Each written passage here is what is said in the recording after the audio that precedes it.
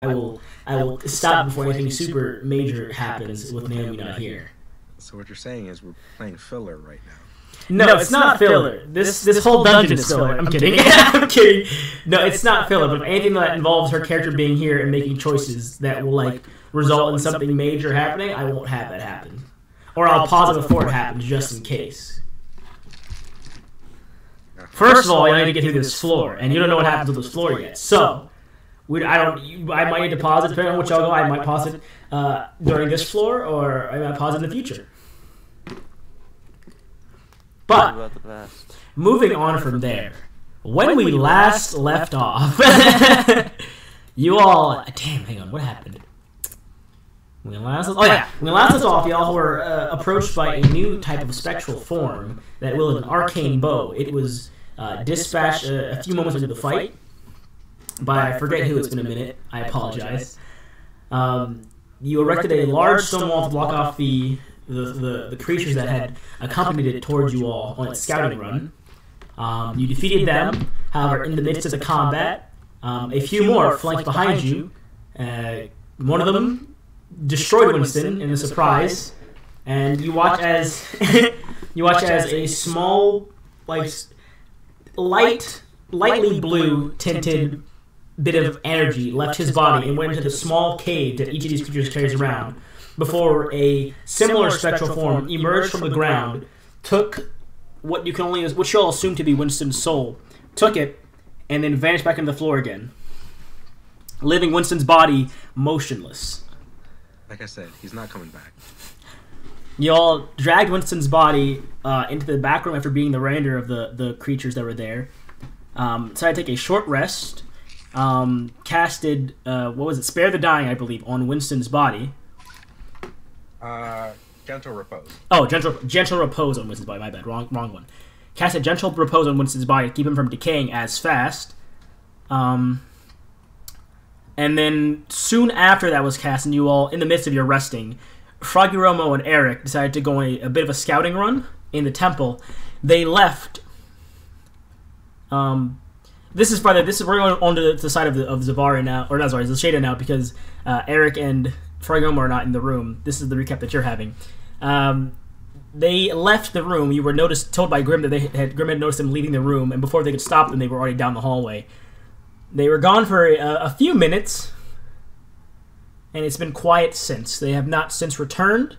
All you know is that they had left out the room to go scout the area, and have not yet come back. Cool. So what would you care to do? Let's see. What would I be doing? So they said they were going to leave and go for scouting. How long have they been gone by now? It's been I'd say about 5 to 10 minutes at this point.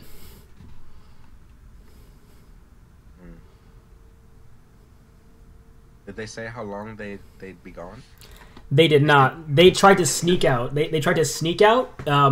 You and Zashada, you and Zvar did not notice them, but Grim had noticed them. And so you can only assume they went out scouting. Grim told you they had left, but you can only assume they went out scouting. They did not tell you when they were coming back. They had snuck out the room while you weren't looking.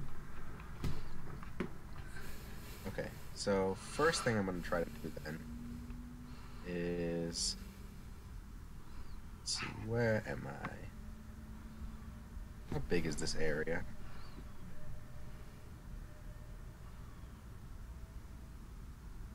If I could zoom out, that'd be great. Oh, it's loading.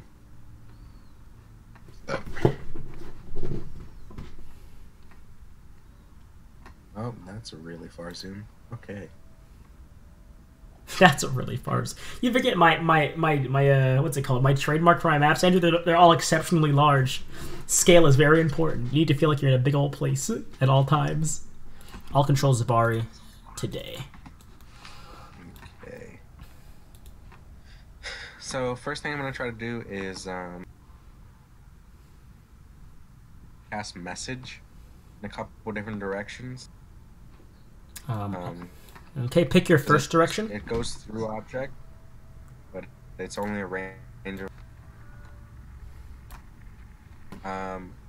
just in, like, because it's a cantrip, and it's an action to cast it, so okay, I just cast it a couple times in different directions.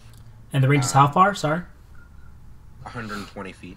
It's not super far, so I'm not really expecting to pick up anything.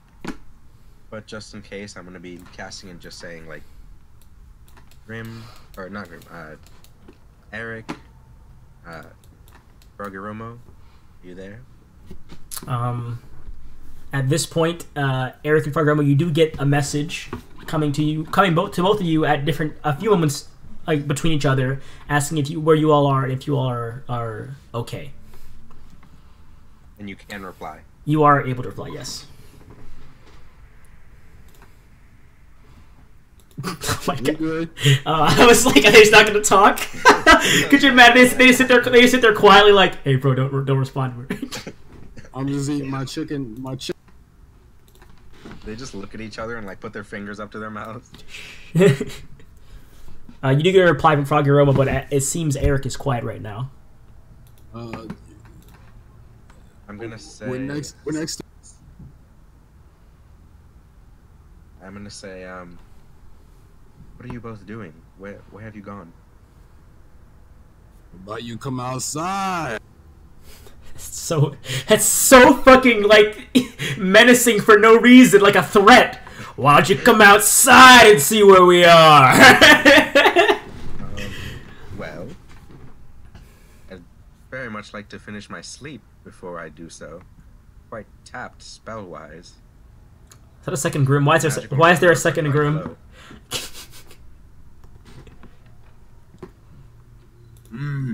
Oh yeah, have you done your short rest stuff yet, Andrew? I don't know if you're there to do your extra short rest stuff, because I did have you all do a short rest and replenish your health and anything you got from short rest, but I didn't do spells or any like sorcery points. I don't know if those come back in a short rest or not, but I did Zavari's arcane recovery and her hit points. They're only a long rest. Okay, so I did all of your hit dice for you guys ahead of time for the healing, just to make sure you all were at full, so to make sure that no one was upset that they didn't get their healing.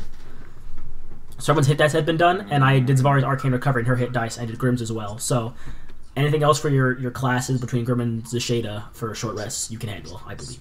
Oh yeah, that's right. We can't do that. We already went to our Yes, fight. Eric and Froggeroma had already handled their short rest before they decided to leave. Let me just double check that there's nothing else.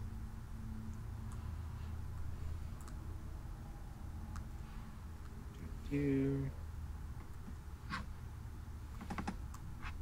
Grim, it's just his wild shapes. I don't know if he's used any though. No, he hasn't even used any. And the Fey energy, I believe, is also on short or long rests. Yeah, when you finish a long rest. Okay. But yeah, I'm just gonna say, I'd very much like to stay in here to finish resting. We could all use it right now. I don't know why you all decided to leave. Scouting. Well, what exactly? There's no need. There's no need anymore. Can you all come back then, if you've already taken care of it? Well, we're right here. We're here. We're just outside. We're near the door at our camp. What? Why don't you come? I have an alarm spell set up here. Why don't you just come in here? Because we got a big... What? And he's a big...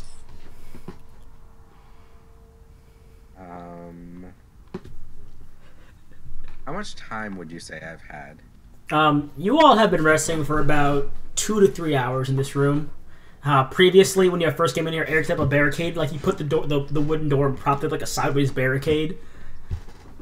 So it's kind of... I would have ritual cast alarm around the room. Okay. So the alarm spell was cast on like the entrances, or the entrance, to make sure anything that went out. And the other reason I ask is because if I've had at least an hour, I would have also liked to ritual cast Find Familiar, get Tohill back. Okay. So yeah, you do cast Tohill, and he does return. Once I can put his health back up. He does return.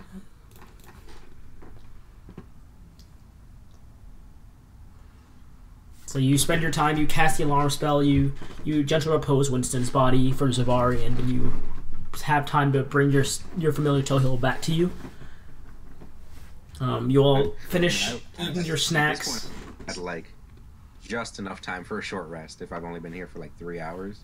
Yeah, so you barely squeak in a bit of time to just sit back, breathe, take in what's happened in the past. Who knows how long? 'Cause there's no way to really tell time down here. So whoever knows how long you've been down here, you take it just to sit down and reflect on how y'all have been doing. Yeah. Yeah. So as he says, he has a big friend. I'm going to hold on to Grim's shoulder and shift my vision to Tohill and just slither out. Let's go take a peek. I don't trust this bullshit. This tomfoolery. Going to the hallway, it's still relatively quiet, but you can now see the faint glow of fire and the small cracks and pops of firewood.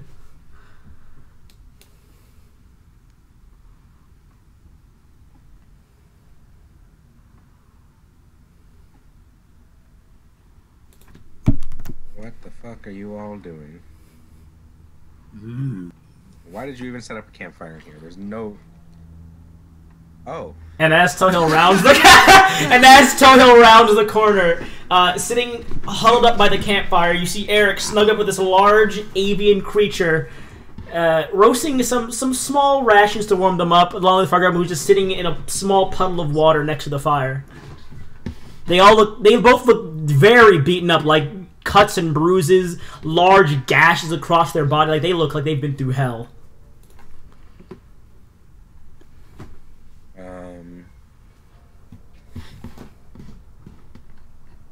Yeah, so... I mean, they would probably see Tohill just slither up. Yeah. Fargrom and Eric, you do catch Tohill as he slithers out of the small hallway and right up to the large bird that Eric is currently leaning on while he's eating his lightly portioned meal. And I'm gonna cast message again and just say... What?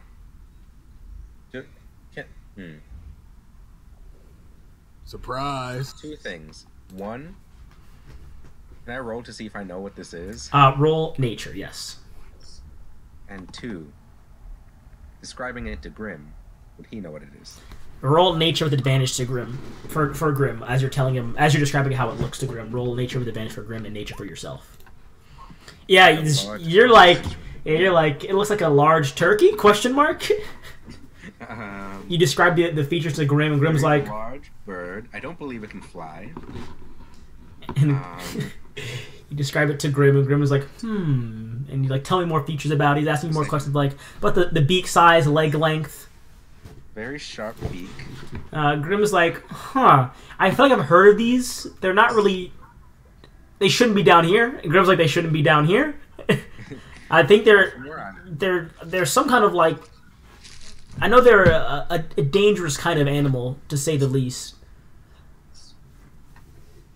An axe something. I'm not sure. And Grim's like trying to think about the name. But Grim tells us that these birds should not be down here in the slightest, considering it's an underwater area, and this is definitely not underwater or an aquatic creature. Yeah. I'm gonna say, where the hell did you find this thing, and also how is it tame?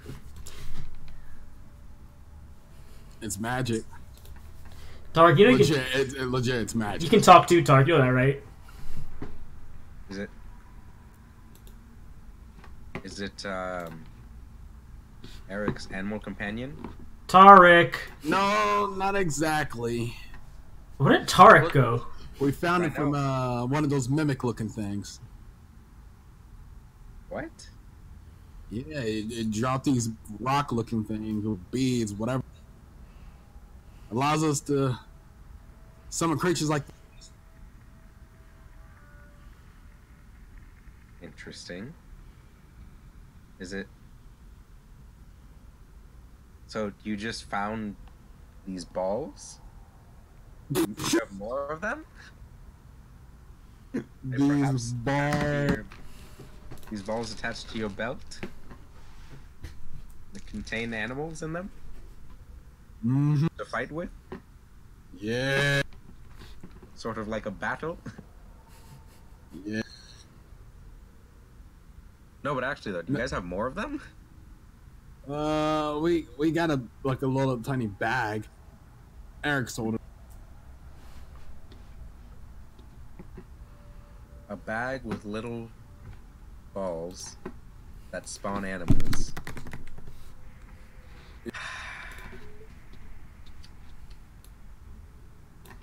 Andrew knows what this is. Also, did you really give us the same one that you have? They chose it. I gave them a choice between 1 and 3, and they chose this one. No, there's 3 different ones. I know. I know what's in this one. I gave them a choice, and this is what they chose, man. I'm sorry. I was like, pick it over between 1 and 3. And they're like, we'll go with. I was like, okay, that's fine.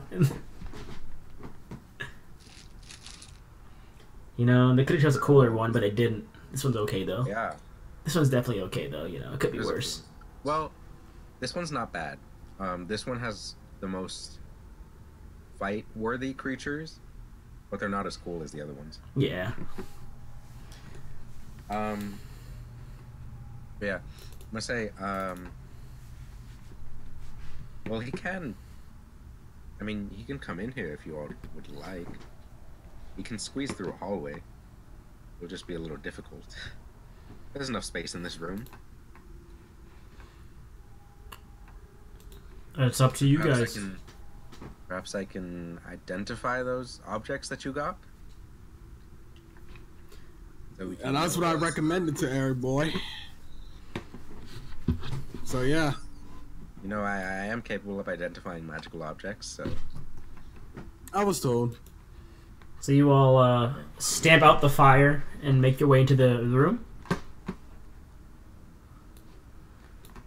Since Tark is very quiet, I'll just move you all in there, because I don't know what Tark is doing.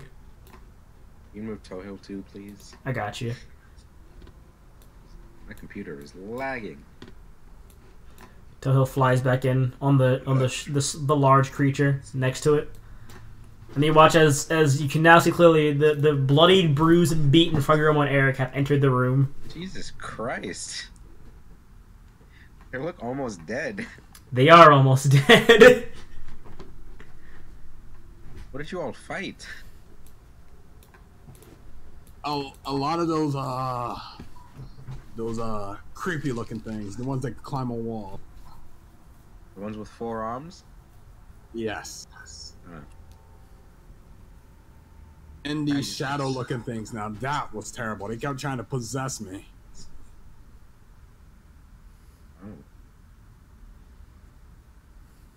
I'm not gonna lie, that was pretty fun, but I almost died, so that was the only bad side about it.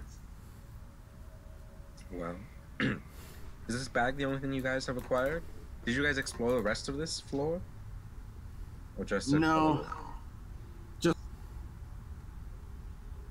Just an itsy bitsy. Is it just the bag, or is there anything else I should identify? Just the bag. All right. Then I will take the bag and ritual cast identify on it. After about 11 minutes, I now know all its properties. You realize this is a, let me pull up the stat, let me pull up the description again. Hey, what? Motherfucker, you know what it is already. It's a bag of holding. You know what it is, or bag of tricks, sorry. You know what it is. I don't got to you. Ordinary bag. This is the, I believe this is the great one. This is the rust one, I believe. Nope, not the rust one. This is the tan one, sorry. Damn, the rust one's cool. What? A goat? Yeah, I know. Oh, man, that chose the boring one. The tan one? Even the gray one, bro. I could have a weasel. Oh, that's nice. Or a panther. Anyways, this is an ordinary bag made from tan cloth that appears empty, but when you reach inside, there are these small fuzzy objects. The bag weighs about half a pound. You can use an action to pull an object from the bag, throw it up to 20 feet. When it lands, it turns into a random creature turned by a D8 roll. When it is reduced to 0 hit points, it vanishes, or into the next dawn, it vanishes. It's friendly to you and your companions. Action on your turn, you can use it back, bonus action to command the creature however you want it to move, and what action it takes, or give a general order such as attack enemies. In the absence of orders, the creature acts in a fashion appropriate to its nature. Once 3 of them are used, it cannot be used until the next dawn. So, I suppose since we're about to take a long rest, why don't you all like to pop 2 more out of the bag just in case anything attacks us in the night? I'm down. And we can just pop 3 more out for our journeys the next day. Alright. You all... Maybe you shouldn't have done this. I'm gonna have 3 animals at all times. That's fine. I mean, in this campaign, these are pretty fucking cannon fodder, though, honestly. Exactly. But That's why. they're still helpful, but they're cannon fodder, but they're still helpful. Let's see. I mean, if they can absorb 2 attacks, that's better than nothing, bro. That is true. I'll just roll 2 d8s for Eric. That's a d20. I'm retarded. Oh. Yeah? Word? Hey, a natural 20, bro! Yeah! Oh, word? Yeah! A 2 and a 5. I would use the natural 20. The 2... A 1 and a 5. Oh, man. But the 2. I see 2... I see 1 plus 1. That's 2. Fine, I'll use a 1. It's a jackal and... Wait, what is 2? 2 is an 8. Wait, yeah, let's go with 2. Yeah, 2 is an 8. I just want Jamal, bro. Bro, Jamal. So, from the bag, I'll change the picture of the ape to suit Tark's tastes. That's... Oh. It is now... Wrong animal. There it is. No, that's the right one. Where's my ape? There it is. That's an orangutan. Yup, that's the ape Tark would have wanted. Let's set up... Ape. Grape ape. What's his name? From the Jungle Book? Bro. Nah, this is the one monkey from Planet of the Apes. The one was really smart and nice. Oh, word? Yeah, bro. Tark. Oh, but Tark names these guys. I don't know what Tark's gonna name this one. And then a 5. 1, 2, 3, 4. God, I stopped at 4. I've heard I was doing. I stopped doing this for a while. 5. Oh, 5 is that one. That's fine. Did you mean bear spark? Yeah, it is. Bear. There it is. There. No, come back. Bear. Come back, bear. Bear. Just so you know, the name Bear Spar is always going to be the name of this bear. Tark isn't going to choose. Tark is not going to choose this bear's name. The bear is always named. Yeah, the bear is always named Bear Spar. And what's great is the stream will never get the joke because they aren't watching that campaign. It's like in Minecraft when you use a name tag on an animal. Like you just whenever you look at bear, it just there's a little like title that hovers over its head. Bear Spar. It's like, God damn it! I want that name. Give me a different name. Nope. Nope. So, come on, man. Not happening. All right. So a bear. Actually, speaking of the other campaign, I was gonna ask you about that. Once we start Curse of Strahd, if you wouldn't mind streaming your end. Oh, I plan on it for sure. Exactly. I definitely plan on that because I want to get my RP of of Marquise in this. Yeah, and you guys will have had, a whole campaign to be decent D&D players, Oh, this will be see your first time. This will be our first official time being players that know stuff. Yeah, exactly. Just so you all know, none of these animals can see anything. It's fine. I'm looking at this. None of them have dark vision. The best you get is keen smell. They're gonna smell their way through. They might be able to do that. Let's see, I mean, honestly, we could just light a torch. You could. It's not like these motherfuckers don't notice us anyways. Yeah, they have the sharp senses. You've noticed. You guys fucking breathe too hard and they'll be like, huh? Someone over there? Just the fact that there's like 12 pairs of footsteps. Yeah, the odds of you all getting past them quietly are very low usually, just because of their perception. Like you guys either have a really small, quiet squad going through, or a really just go in and kill stuff. Honestly. So the bear is spawned as well. It's not out there yet, but you all take your long rest. So please, everyone. Actually, wait a second here. Let me finish doing this first before I do that. So I can do Zavari as well. Also, where was your alarm spell so I know for sure? So I believe I can make it around a 20-foot cube. However, since I don't think anything's going to come through the walls of this room, and even if it does, you know, it's fucking bullshit and we're going to die anyways. It's fucking bullshit and we're going to die anyways. I would probably do it.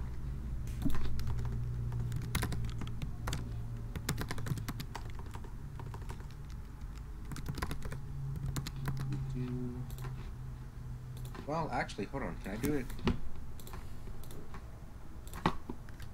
Designate. Okay, never mind. There's no... I can make as many as I want. Oh, that's pretty helpful. So, actually, I'm gonna make 3 of them. Alright.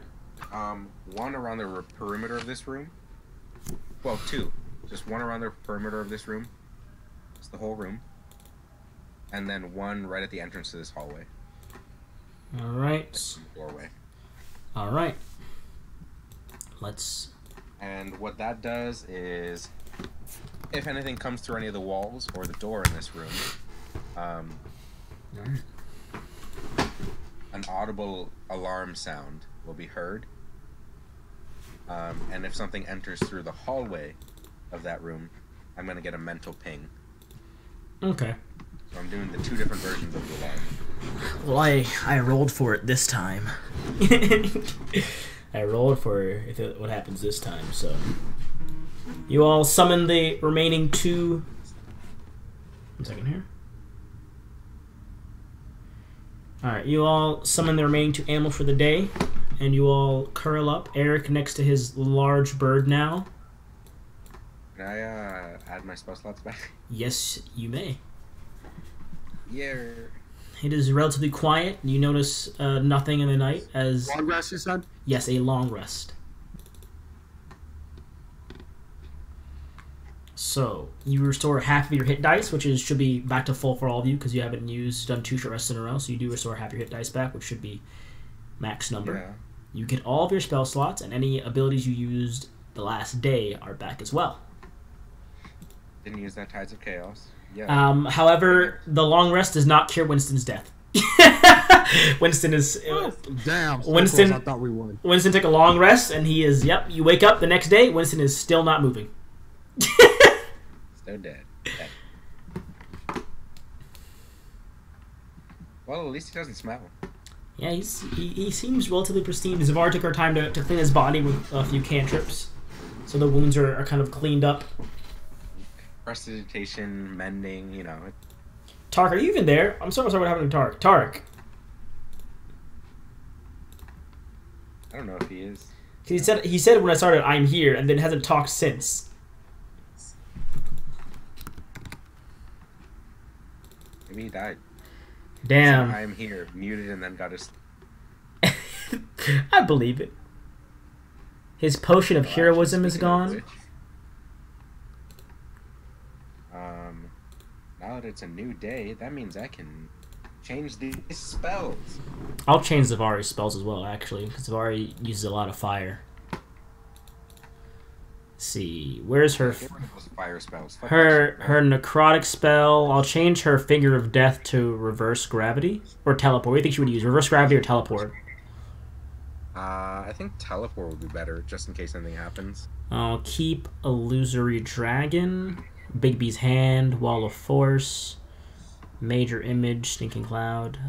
Burning Hands is going to be exchanged for Detect Magic. I mean, whatever you think she would use. And I don't know. I can't look at... Yeah. And I think I'm going to keep Sunbeam. It's Radiant. She's not tested Radiant yet, so I'll keep that. How many spells can Grim do? Wisdom modifier plus level, right? Yeah. So Zavari's spells are set. Jeez. What? I just realized Grim only has a 14 intelligence as a level 15 druid. Or Yeah. 14 wisdom, I should say. Yeah, Grim. I asked Grim if just Lizzie chose all those feats she wanted. She didn't increase the wisdom. Like, jeez. Also, as you awaken, the summoned animals are now all gone. And we didn't have to use them. Alright, give me a second. Let me pick Grim's spells. So there's 17 that I can choose from. How do you text Tark? Because I don't know what the fuck happened to it. I'm so confused. 1, 2. This makes me resistant to fire, right? Yeah. Was that someone's phone? Or was that? That wasn't me. Let me see them real quick. Testing.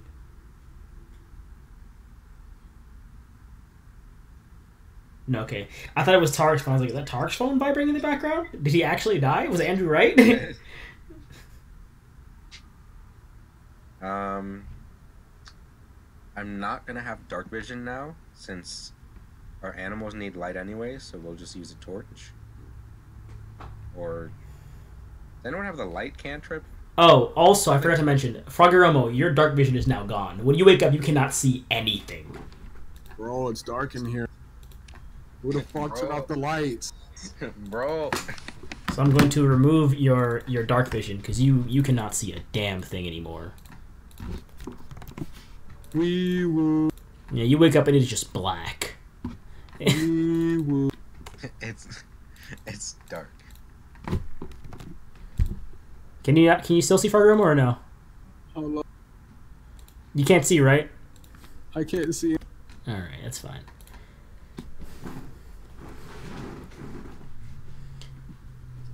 I hope I'm not bumping into. Would you care to light a torch, Froggeromo? That might help you. Yeah, You- I don't want to light my torch, bro. As you step forward, you kind of into a sturdy body, and you light your torch, and you... Actually, let's summon some animals real quick. Maybe one of them can hold the torch. Alright, you light your torch. As you light the torch, you still that you bumped into Eric, who's currently reaching in his bag of tricks and pulling out 3 more animals. So I'm just gonna roll 3d8 I'm sorry. and count these numbers individually. 3, 1, and a 2. So 1, 2, 3. Great. Cool. Bag of tricks. That is this one, this one, this one. Cause I didn't put them all in order, I believe. Yo! Yep. Yep. One. Bro, y'all got 2 monkeys. Yo, why did we hold my torch? Yes, one of them is the baboon. We got a baboon, a jackal, and an ape. Cool. Yeah, the baboon's gonna be my best. So the baboon isn't really good for fighting, so we'll have him hold the torch. Yeah, the baboon's pretty garbo at fighting. Did I not do the jackal's health? What's the jackal's health? Did I not do it? Oh, I didn't do the jackal's health. Whoops. I was like, it doesn't matter. It'll die anyways. Jackal hit points 3. Wow, what a guy.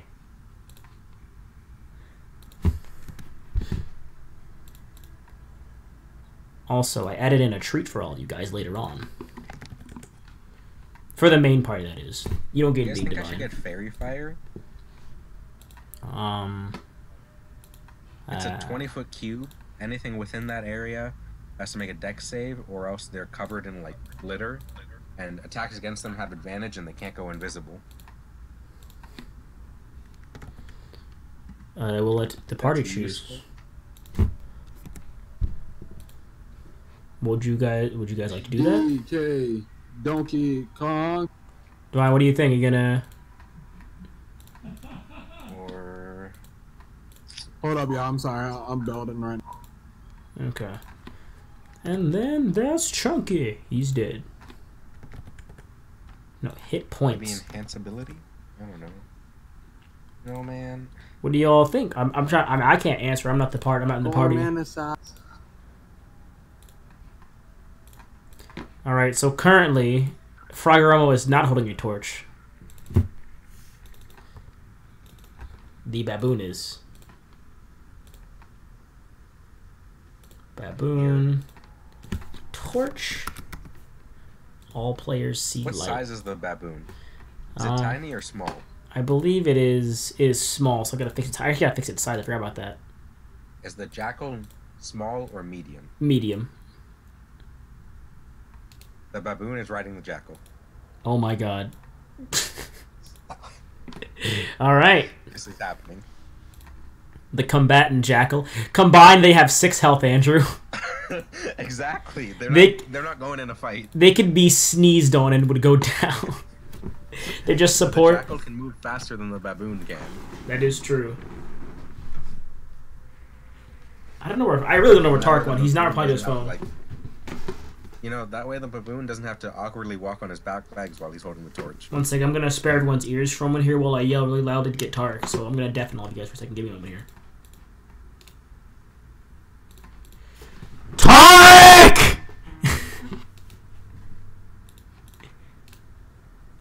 All right, welcome back. So his phone, I heard it echo. His phone is there. I just heard it echo. When I yelled, I heard his phone echo. So his phone is down. He's just not there. All right, so you all have your 3 animals for the day: a baboon, a jackal, and an ape. Froggermo, would you care to be on foot, or would you care to ride the ape? Bro, what are you talking about? I'm riding that shit. So we have the baboon riding the jackal while holding a torch, and Froggeromo riding an ape. And they will be your point man team, because Froggeromo cannot see, so I'll have Froggeromo follow the ape, or the baboon. Eric will lead. And what would you care for the rest of the formation to be like for your side, Zasheda? I'll say... I suppose Grim at the back. What would Zavari do? The strongest. So Grim at the back? And then Zasheda with Tohill keeping an eye out around the surrounding area, as well as Zasheda, but he's looking back specifically. And then Zavari in front of us, so she's like right in the middle. Alright, so Zavari reluctantly leaves Winston's body in this room. Yeah, we're not taking him with us. He's, I'll leave the alarm spell up. So I believe it lasts for another 8 hours. If something wants to enter that room and try to get him. Okay. As long as I'm within 1 mile, I'll know. So you all exit the room. Oh man, I didn't think about this. I didn't think this part through. There. We're gonna switch this up real quick. 1 second here. Please wait. System processing. 2, 3, 4. And I'll move Froggermo back to the back because he can't see anything. 5, 6. Oh no, Froggermo should be in the middle because he can't. I forgot Froggermo should be in the middle because he can't see anything. With the baboon in the front. 12. Or, better idea, we'll put Zavari in the back, Eric on this side in the front. Alright, so you all make your way down the long hallway. And as you all get to the... Wait, actually, first of all, would y'all want to go this way or the other way down the hallway? There's 2 ways. It goes straight down, and it also goes further ahead. So there's 2 paths. One goes down and one goes ahead of you. Hold on, give me 1 second. Okay. I was gonna say, you make the choice, but I'm working. I'm just counting these spells. I think I accidentally got too many. 1, 2, 3, 4. 5, 6, 7. 8, 9, 10. 11, 12. 13, 14. 15. 16, 17. Nope, I have exactly enough. That being said, I have Moonbeam and... Or, not Moonbeam. I have Pass Without a Trace. And I don't know if I care about stealth anymore.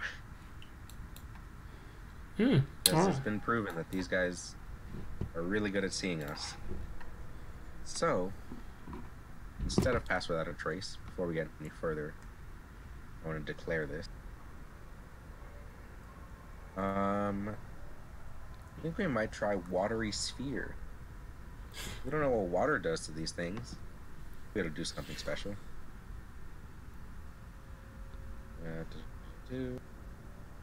Yeah, they're restrained.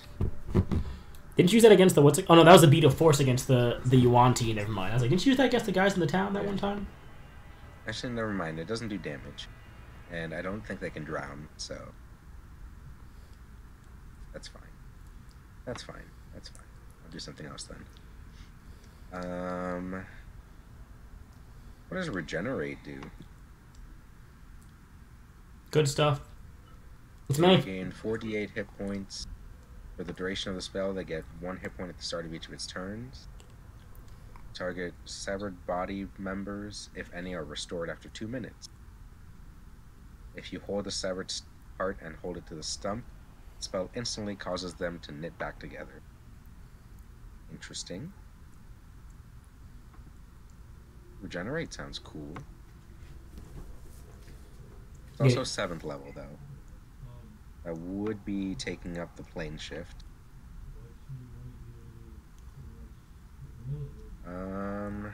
Shit. Scheisse.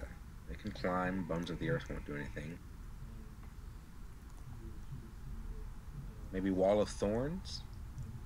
I have Wall of Stone, but Wall of Thorns too. And Zavari has Wall of Force. Just make all kinds of walls.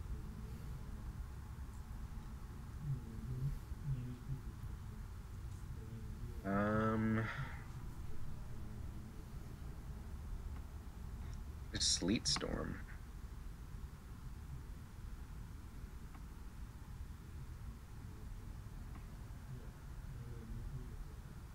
Just makes them fall prone. I mean... Wall of Water?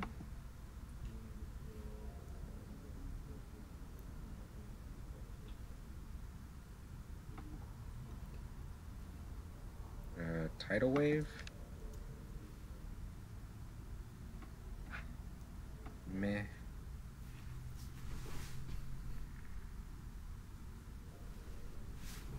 Dominate Beast? That could be useful. Right? Can I dominate like any creature? I believe Dominate Beast can. It's any creature. Never mind. It's only beasts. Which one is it? Oh, Dominate Monster. I think Dominate Monster is the big one. Yeah.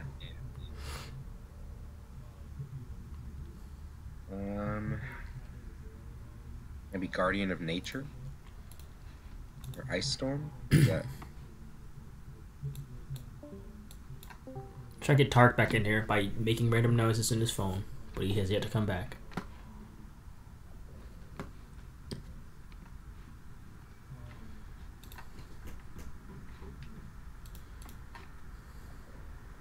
Each creature has to make a dex save. They take bludgeoning and cold. Hallucinatory terrain. Life shell. Conjure elemental. Let's get more creatures in this, right? It's up to you guys. Are you gonna hate me for it? I only hate the conjure animals thing, or whatever it is when you get like the 25,000 dogs. That's the only one I hate, honestly. Oh, yeah, I mean, I have that prepared too. Yeah, that's the one I don't like. The rest of them I'm okay with. What? Who was that? Maybe Insect Plague? Did someone just talk in the mic? It's... Oh, Tark, you're here. What the fuck? Is he good? Y'all hear it, right? Yeah. I think he's dead. Getting stabbed? Both? Actually, I think this could be useful. Maelstrom. Basically making a whirlpool that's 30 foot radius. 5 foot deep. Any creature that's in the area... It's difficult terrain, and any creature that starts its turn there has to make a strength save. 66 bludgeoning, and they're pulled 10 feet toward the center. So Tark is here. Is he asleep? Did he fall asleep? But yeah, where would you all... Which way would you guys care to go? Because I don't know where Tark is apparently asleep, I think. You know what I do want to try? As with this druid. Perhaps... Let me read this spell to double check that it's possible.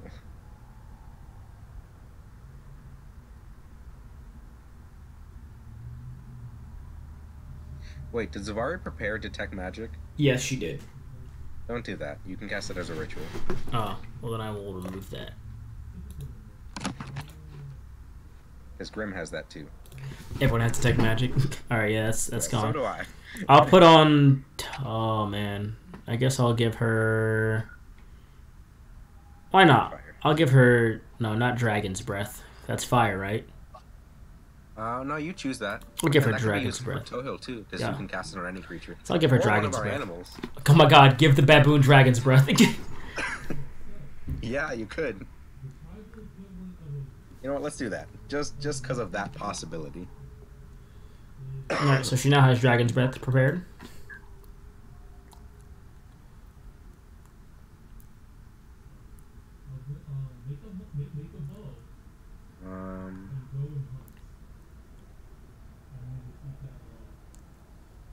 Okay, here we go. Yeah. So, I'll say Grim did this like before we left. Ritual cast Commune with Nature. Okay. It's a divination spell, happens instantly. You briefly become one with nature and gain knowledge of the surrounding territory. In the outdoors, spell gives you knowledge on land within 3 miles, but in caves and other natural underground settings, the radius is limited to 300 feet. Okay. So, well, would this be considered a cave? It would not be considered a cave. Never mind, that doesn't work. Because it can't be like man-made. It has to be natural. Yeah, this seems very deliberately crafted and structured. Well, that would have been cool though. Because it would let Grim know the area in a cave within 300 feet, within nature within 3 miles. So like a basic layout of everything that's there, and you can ask 3 questions to nature about anything that's happened in recent history and relating to any sort of type of creature. Oh, that's pretty cool. Right? Let me read this. Oh, doesn't Keyleth use that to talk to the Sun Tree like every other time? Yep. Blah blah blah. The spell doesn't function where nature has been replaced by construction, such as in dungeons and towns. Yeah. You instantly gain up to 3 facts of your choice about any of the following subjects as they relate to the area: terrain and bodies of water, prevalent plants, minerals, animals or people, powerful celestial, fae, fiends, elementals, or undead influences from other planes of existence. For example, you could determine the location of powerful undead in the area, the location of major sources of safe drinking water, and the location of any near. So, wherever out in nature. Commune. Unfortunately, it's not going to help right now, but... Should have phone alarm. Yes, there are still 2 pathways, one below and one ahead, sorry. Which way did you guys go already? I don't know. Divine. Hold on. He's dying, oh god. I'm also shook by how... We came from the right, correct? Yes. Okay. They went that way? We went that. Yeah, we went that way. How far did you guys go? Like, is there more to explore that way? I guess I'll talk for Eric. Eric will tell you they only went about to the end of where it seems to be like there's another branch off, and then it keeps going straight down, but they haven't gone any further than that. Okay. Let's go that way then, since they've already cleared out part of it. We'll just finish that out and then come to this side. Alright, as you all trudge forward, as a shade of you... Eric still missing? Apparently he's asleep. It sounded like he was asleep. Oh, look at that. Fucking hell, bro. As you all trudge forward, you see large pools of blood and a collection of these bodies surrounding the area that appears to have been brought down, some with arrow gashes, some with missing limbs and heads, and some have these large cut marks and stab marks in their bodies. You can only assume this is where Eric and Frogger had previously fought them. Missing heads. Wow, so you got a couple crits? Mm-hmm.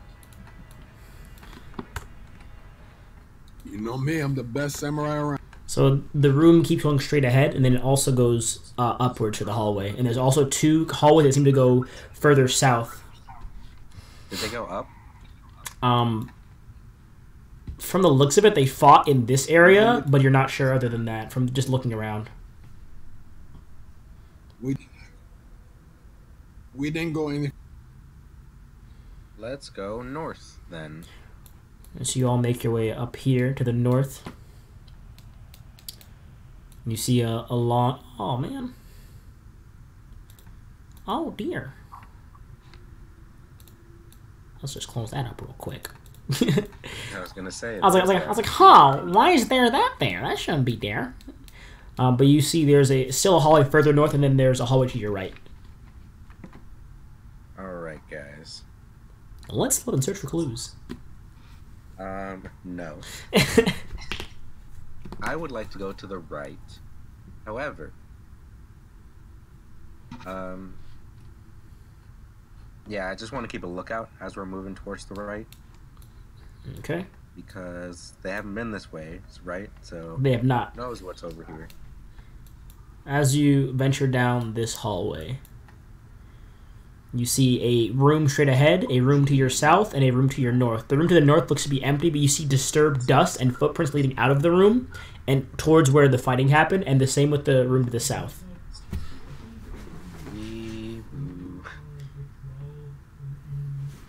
Oh, hang on a minute. Also, this is backwards now. One moment here. I suppose... One second, I'm gonna flip this around real quick. Why don't we let's head north and just quickly check the room to see if there's anything that was left behind. You head into the room further north. It's just appears to be a large empty room with a doorway leading out you can barely see in the darkness, and a doorway leading further up as well.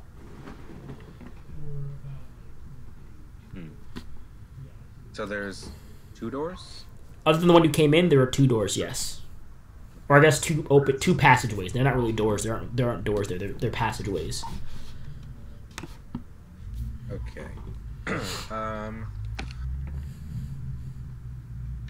And it doesn't look like there's like nothing in this room, right? No, it just seems to be an empty connector room. All right, let's keep an eye out. Keep on heading north. And so you all make your way further north. Go up first. It is look at that. This point you do catch a glimpse of the still moving creatures. They seem to be inactive. Their eyes are a dull orange glow. Their swords are by their sides, and the caves are hanging down as well to the necks. I need all of you to make stealth checks. Oh boy. Good thing I didn't get passed without a trace. Let's see here. Do this. Because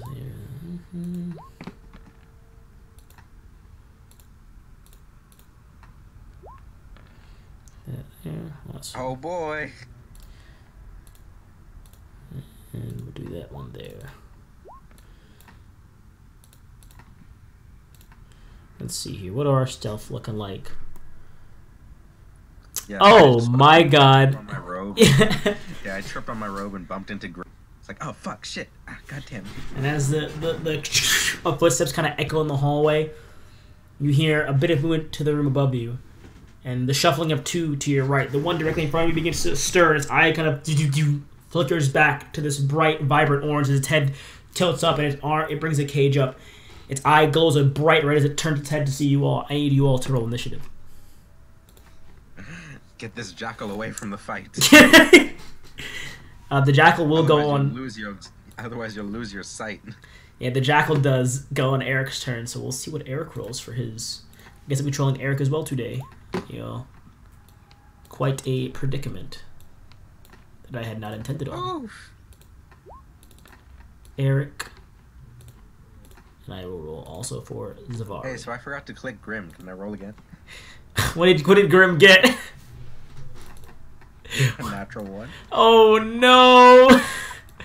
You know what? Right. I got a natural 2, so we're on the same initiative. I will add Grim to the turn order. Froggy Romo. Damn, Froggy Romo. He quick. Where was I? What is Grim? Grim is at a 3.14. Grim is just slightly faster. And then this boy. Yep.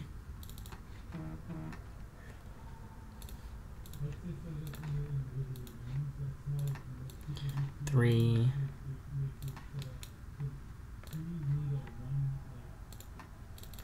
All right. Where's the round tracker? There it is.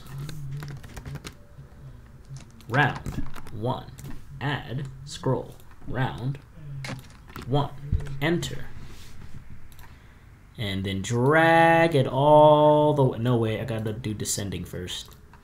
And now drag it all the way up. Start. All the way up.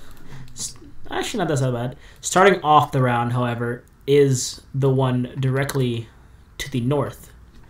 This one you hear comes sprinting out of the room. It glances around and then dashes right up here. Don't kill the jackal. Don't kill the jackal. And it is going to make... Sissy, I'm going to have it, actually. How smart are these guys? Oh, dear. What's a bigger threat? A jackal or a man? Well... According to this roll, it has no clue. According to this roll, it has no clue. It's all moving. I don't think any of us look very threatening, honestly. It's just like, as your robes are like, tattered and destroyed, and you have like these light scarring cuts over your body. It's like, huh. Just to put it into perspective, there's a small monkey riding a dog, a small frog riding a big monkey, a really short guy wearing like furs, a human girl wearing some really tattered robes, another short guy wearing like hobo clothes, and then a tiefling wearing whatever the fuck Zavari wears. Whatever the fuck Zavari wears. So I mean, it looks like leather straps and shit, so like some kinky shit. As it swings out for all 4 opponents, first aiming its heavy attacks towards the more armored looking frog. Froggermo is hit twice by the sword and takes 39 points of damage. Jesus Christ. I'll mark it off. Y'all are lagging so bad for me. It's making...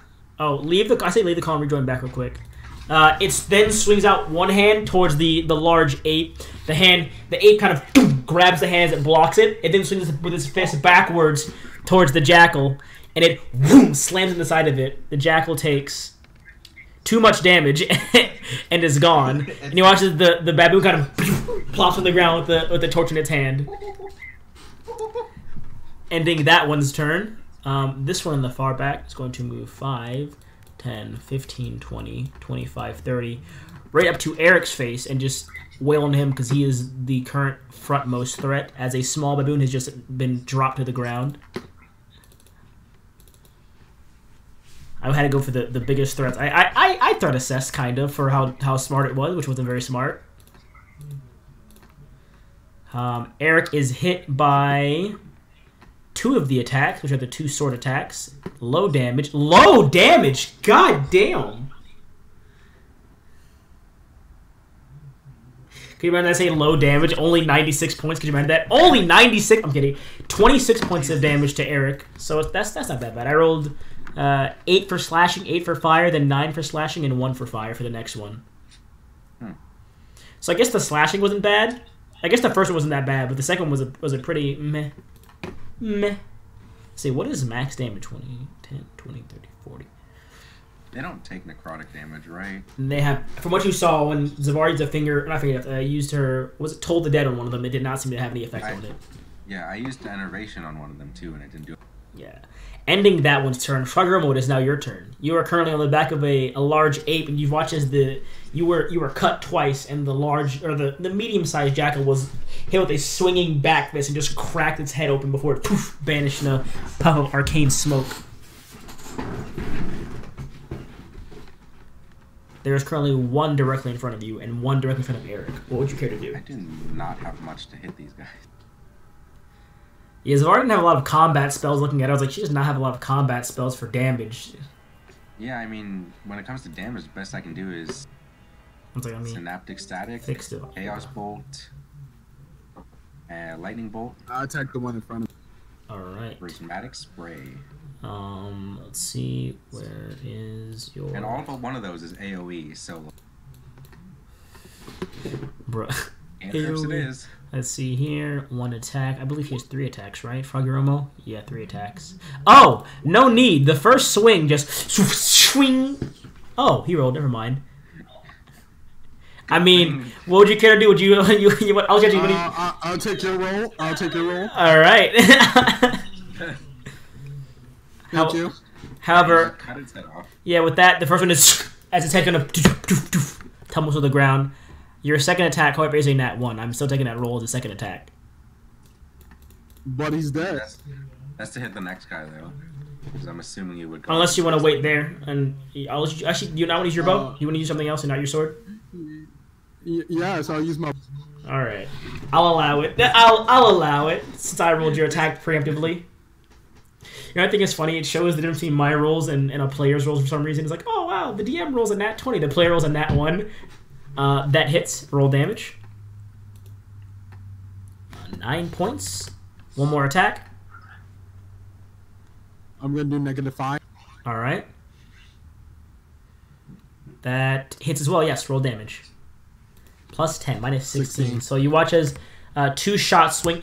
After cutting one off, he pulls his bow and 1 shot in the shoulder, second shot going heavily into its stomach, almost piercing directly through. You see these like disgustingly black and corroded innards that are like pouring out of the large like side gashed arrow wound in its hip. Good round. Ending your turn, Eric, who was just I skipped his turn. Eric, who was just beaten brutally, and by brutally I mean not so bad. He's going to make his 2 attacks with his longsword. They both do hit. 16 and 8 for a total of... Actually, the first one killed it. So the first swing, he cuts one's head off as its body kind of topples to the ground. I love how I just deleted the health bar. Now it's just not there anymore. I meant to put 0. 0. I'm gonna shoot the next one. And he pulls his bow out and fires a shot with his light. I'll say he uses his... which one does he have? He has a short bow. There it is. That hits as well as the arrow sinks into his shoulder for a whopping 14. Okay. And it stumbles back from the arrow pit. Side note: Are these homebrew or is this these creatures? a book? These creatures are homebrew. You think they'd allow these motherfuckers in a book? Have you seen Volo's Guide to Monsters? Oh wait, I never mind. We went through Bolos at my place. Never mind. You're right. Yeah. No, these are homebrew.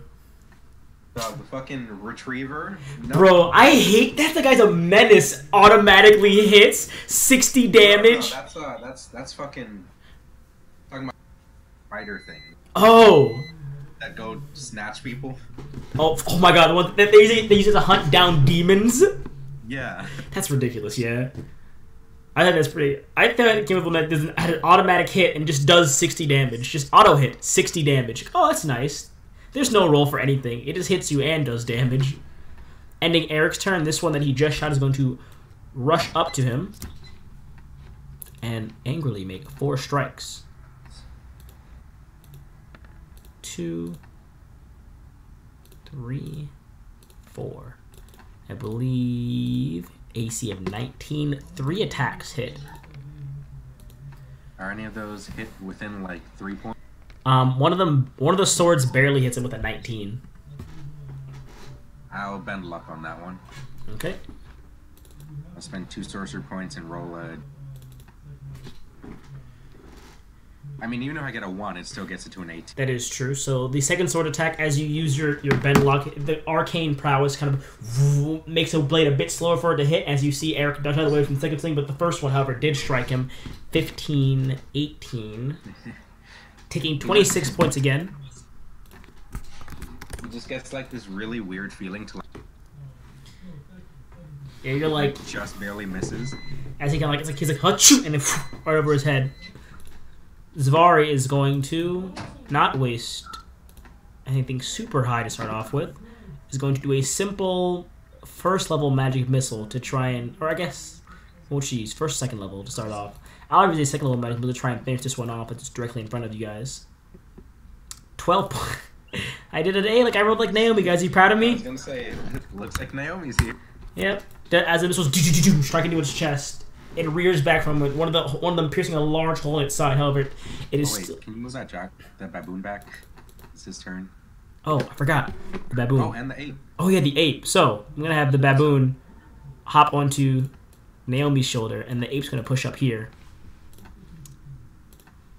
Baboon, can the baboon attack? Fist. Well, actually, the baboon was in combat range. 1 second here. I'll have it. Yeah, have him attack first. Yeah, let's see. Can they? Well, actually, they can hit. These things have a low armor class. These animals probably can't hit actually. So baboon is going to make a bite attack with a -1. Oh, advantage though. Let's go. Because pack tactic. Let's see here. Yeah, that hits. Oh, word? 2 points. Nope, not quite. As it kind of on its legs, it looks down at it, and as that's happening, the ape kind of leaps over the baboon, swinging down with its large ape hands because it's an ape. This fucking hammer-sized fist. As it brings its fist down, Ape's got big hands. Barely hits, and it crushes its skull inwards as it kind of collapses onto the ground. Ouch! Show another fist too. It does. And some movement. Want to move that ape back though, so he doesn't get bopped next turn. And the ape will then use its movement to hop right on back. Zavari, magic missile would have that damage, yeah. Ending that. This one is going to. Oh, baboon, yeah. This one's going to hop on Zavari's shoulder. Now this one is going to rush forward to Eric again. They just keep going right in front of Eric because he's like the only one that's like right there in front of them. Making 4 attacks against Eric. 3. Did I miss with all of them, really?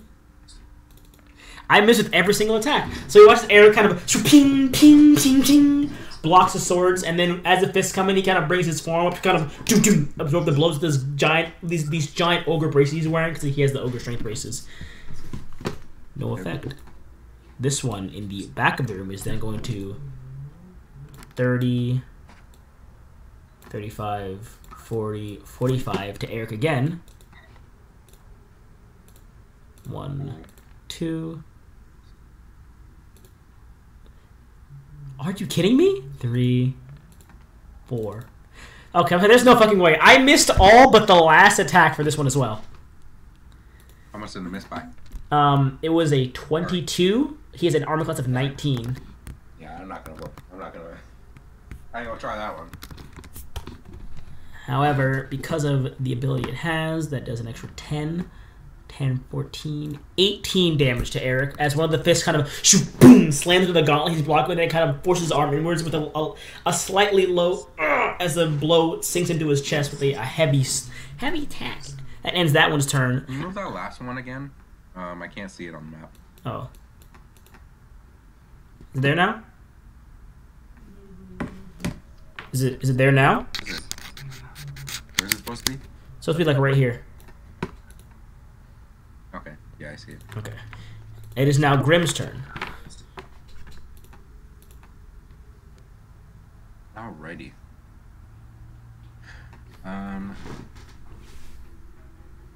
Well, considering I don't see many more, can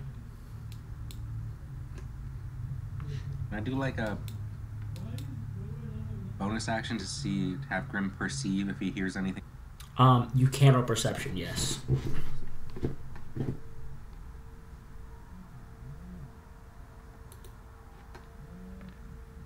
$16. Let's see. Anyone else nearby? About to.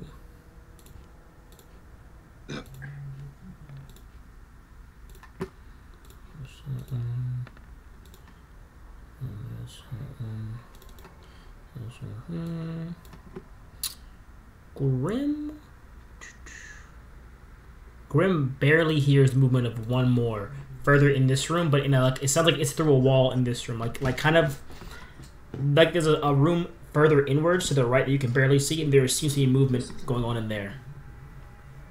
Okay. That one has been then just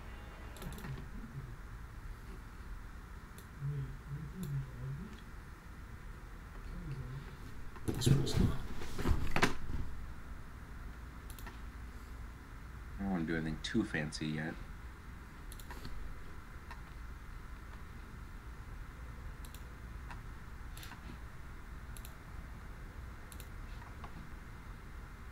Just have him move over to here.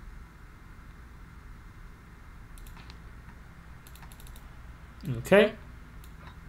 And do a scimitar attack. All right. Only one. Oh wait, hang on. Is Grim? Grim is inside of one of them currently. Oh, I didn't see that one. Hang on. Let me. Also, why is Grim? There we go. I think there's a dead body on that. Grim can go here, I believe. Did it move now? The body for it? Did it move now?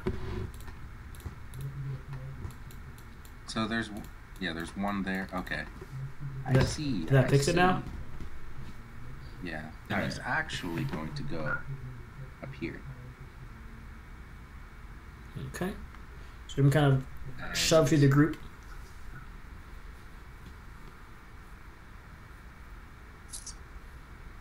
I think.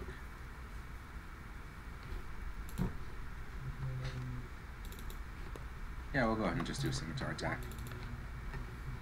Okay, roll that scimitar. One directly to his right. Way to his right. Gotcha.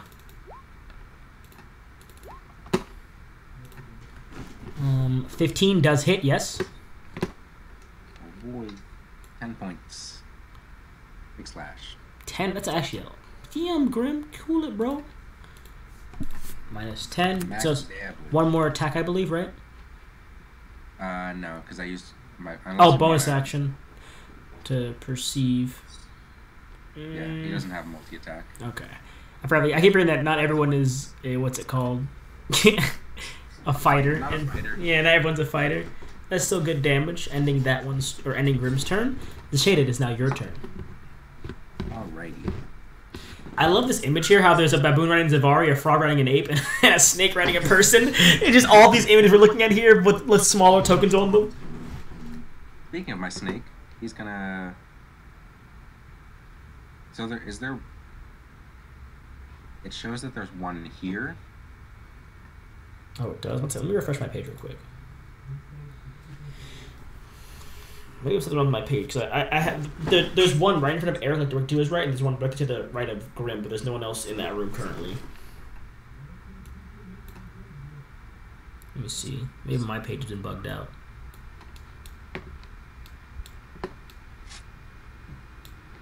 Oh boy, that's great. That's great. That's really great. I'm glad that happened.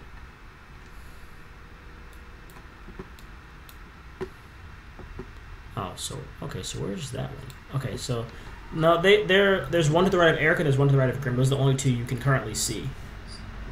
Okay. So that being the case, I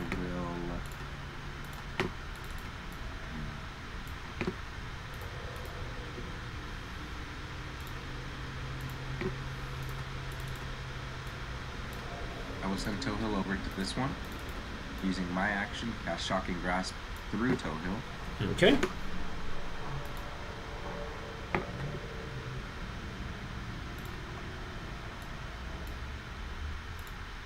And roll the Shocking Grasp.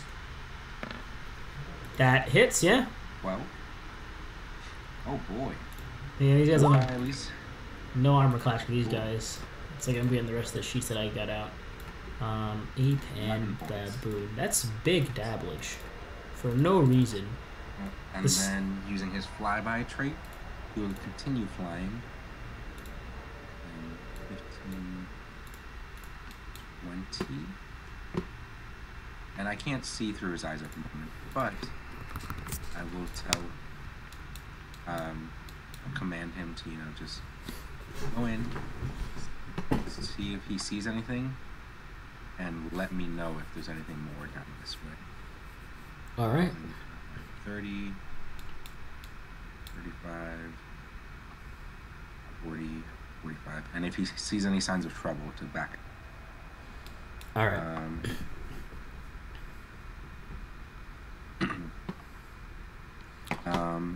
Yeah. And then, to cast a spell through him, he uses his reach. To cast it, he's his action. Which I will have him. It looks like this keeps going, so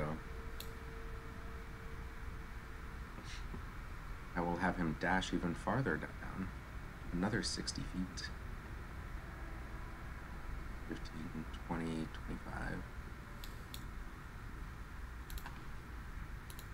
30, 35, 40, 45, 50, 55, and 60. All right. And that's as far as he can get. All right. And how tall are the ceilings here? They're about 50 feet tall. Like, they're really high up. Okay. He'll be like, I can't get all the way up on the wall. He'll be right next to the wall about, let's say, 20 feet above the ground. Okay. So actually, to go up, he wouldn't have been able to go that far. So he'll put him like there. All right. That all you ready for your turn? Mm-hmm. All right. Ending your turn. Coming from 10, 30, 5, 40, 45, 50. Come from the room directly below, or from the room to your right. You can assume probably connects. One of the shuffling that you'd previously heard is still to the right, but another pair of feet that were not perceived by Grim begins rushing out of the room behind you all, and is going to use action to dash up right behind Zasheda and Zavari. I guess right here. Cool. Right there. Ending that one's turn. It is now Froggeromo's turn. So there's currently... Alright, hold on. Fuck some niggas up, please.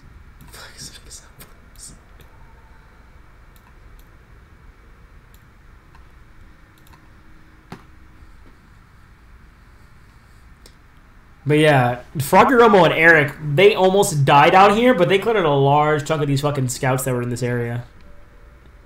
Wait, what you say? I'm telling Andrew about how Froggeromo and Eric killed like all the ones that were in this room originally. They handled those ones. The room one in the room is below here, and the one like in one of the hallways. Like, they killed at least I think like 8 of them. Like, it was crazy. They almost they got their asses beat. Eric almost died. Like, it was crazy. We both almost died. But Eric almost really died. Oh, I see him. You can. I feel like you can barely see him with the torchlight, right? Like barely. Well, the torchlight's supposed to be 40 feet of dim and 20 feet. Oh, 40. My bad. I have it at 30-15. I thought it was. I didn't know that. There. The one in front is a shade I'm gonna shoot. All right. So make your 3 attacks. Are you doing Yeah, which is a lot. It's a lot for a torch, but for some reason, it's 40. I'm like, damn, torches go far as hell. Like, what kind of torch do they have in this world? Yeah. That hits. -5 by the way. All right. Does it still hit? Yeah, it still hits. You're good. Plus 19. 10 damage. 19. Damn. All right. Second shot. Regular ball. All right. Oof. Good call. Roll damage. That hits. Yeah, roll damage. 12 points. With that, the second one into its deck to come. That was perfect damage too. It gargles and then onto the ground. Final shot. Thank you, sir. That one. All right. No problem. Roll the attack. Sorry. Wait, hit the one that's already hit. -5. All right. That hits. Yeah. Roll damage. A word. 20 points. 20. As it sinks into the shoulder, kind of rears back, and the arm looks very badly damaged, but still slightly functional. All right. That ends your turn. You gonna move it all? No, I'm gonna stay in my booth. All right. Eric is now going to make just 2 straight-up short-sword attacks because he is right in front of them. Both hit. Oh. I'll probably roll such a low damage for this at the worst time. 7 and an 8. So neither of them are actually dead. But then as he swing cuts them, you see these large gashes begin to pour out with this dark black blood. However, they are still barely hanging on. However, the baboon is going to... I guess I'll have the ape do it. The ape is going to circle around this way. 5, 10, 15. Make one fist attack. Or actually, I can move over here. 20. I have it do with advantage. There we go. That hits, yeah. As it into its back, you hear a loud crack as the bones kind of crush inwards. This one collapses onto the ground. It slowly knuckle walks over to the next one. It then kind of over here. Brings its fist up as this one spins around to try and counter the attack. Let's see here. Yeah, with this, it spins as it's turning around to try and block attack. The fist kind of right across it, like the lower part where you assume the chin should be, and it kind of crushes it inwards, and this one also onto the ground. Now move away from the door. So that was 5, 10, 15, 20, 25, 30. It cannot. It has moved 30 feet. Oh, no. Ending that one's turn. This one is dead. It is Zavari's turn. I'm going to have the Zavari hold a... That's Eric, not that's Zavari. Zavari's going to hold a... I'll say she's going to hold a second level magic missile. I used second level last time as well, right? No, she's going to hold a first level one for the first thing she sees, because I don't want to use all of her second level slots. So she's going to hold just a small attack to deal some damage for the first one she sees. Ending her turn. The one that was perceived is then going to dash out, provoking the magic missile to fire from Zavari. Where was it? Here it is. You ever move a little bit so Ragorama still has the torchlight? Oh yeah. That's a first level one? Yeah, that's not Zavari, that's me. Yeah, that's not Zavari, that's me. I don't believe that. This as the missiles strike into its chest, it kind of stumbles back for a second, but then rears back upwards and makes its 4 attacks against Froggy Romo. Well, I guess 2 against Froggy Romo, 2 against the ape. 2. No say. 1. Would it really target the little frog on the ape's back? Yeah, it's gonna do 2 and 2. The first sword hits the frog. The second sword barely hits the ape, so that's gonna... Does it kill the ape? Kill it. It does not. It does 18 of the 19 points of damage. The second fist swing also misses the ape as it... And the ape kind of dodges the way, and the second swing, however, for the fist does manage to slam it in Fargroa, however, though. In total, he takes 7, 10, 27, 31 points to Froggy Romo. And I already marked the monkey for 18. Alright. Ending that one's turn. Is this one dead already? That one's dead already. Let's see how far. 5, 10, appearing from the floor right next to Zashada and Eric, a similar spectral form emerged. These 2 arcane daggers in its hand that whips them around. And it's going to... Please roll perception, Zashada. Me? Yes, perception, to see if you were surprised or not.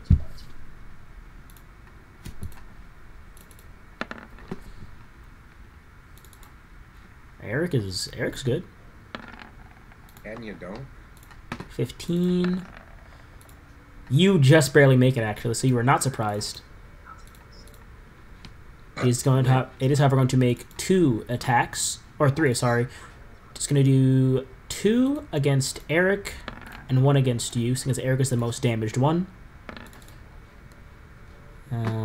Your attack, he rolls a 12 to hit you, so you actually are fine, as the blade swipes right over you. This large sickle-like arcane blade going right above your hair as you duck downwards.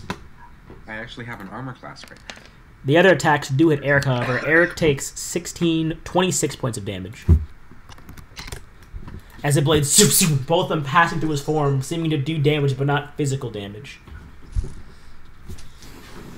They hurt him emotionally. They hurt him emotionally. What is it else can I do? That's all I can do. That's all I can do, actually. Yes, that's all I can do. Does this one by any chance have a little blue soul? From what you can see, it does not appear to have one. It looks similar to the one that did take Winston's soul, but this one does not appear to have one, as you can see right now anyways. It is now Grimm's turn. Actually, oh no, yeah, it is now Grimm's turn. Either there's more than one, or he dropped it off somewhere. Either way, we're not getting his fucking soul back. It's some Tomb of Annihilation shit, bro. He's just fucking gone. He's just fucking gone. Like, Winston, I can't believe he's gone. He's right there. Look, he's walking. No, he's gone. No, he's gone. Guys, my soul is back. Damn, sucks he's gone. Damn, sucks he's gone. It is now Grimm's turn, though. Yes. I will. I did not take Fairy Fire.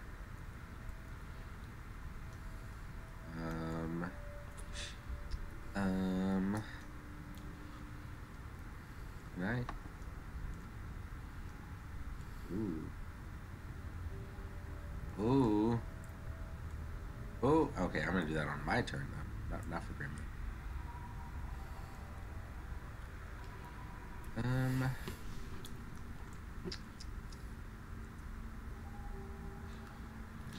Have we heard these creatures speak before? You have not heard them speak. These ones, however, the ones you're seeing on the cloaks and like the dark like robes seem more sentient than the ones you've been fighting normally, but they have not spoken to you. Okay. I'll use his bonus action to cast Magic Step. Okay. And then make a sling attack towards the thing next to the ape.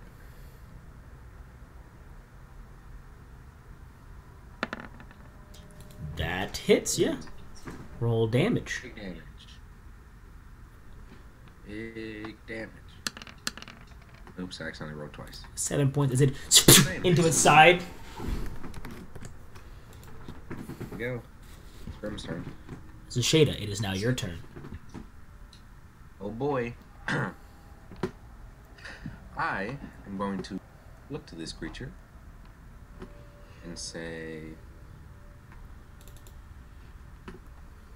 hold on. I could open my character sheet, that'd be cool. I don't know why it's doing this. Come on. Open. No? Open my character sheet. No? Not gonna open? That's fine. Oh, that's weird.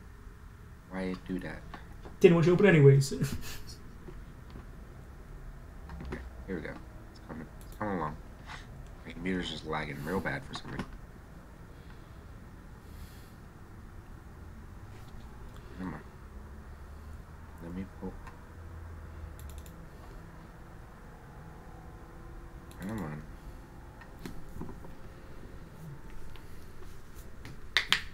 Okay, here we go. Oh, and I can't scroll. That's great. All right. When I can't scroll.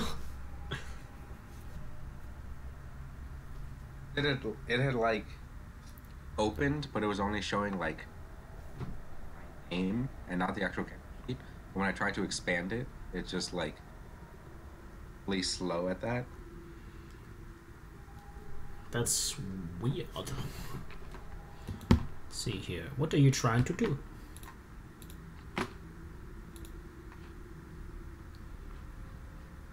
Well, using my high-ass charisma, I would like to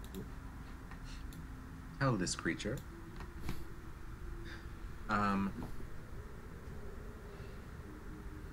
why are you attacking us, and what is there anything we can do to stave off your attacks?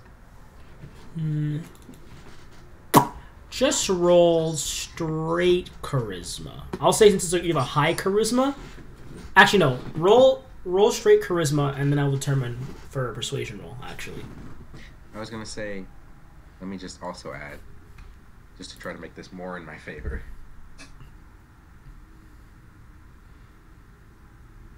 Do I want to go with that though? Yeah, we'll do that. I'll say we we have permission to be here, and very much would like help with what we're searching for. So I need you to first make a charisma check. Oh boy. We're doing 2 checks here.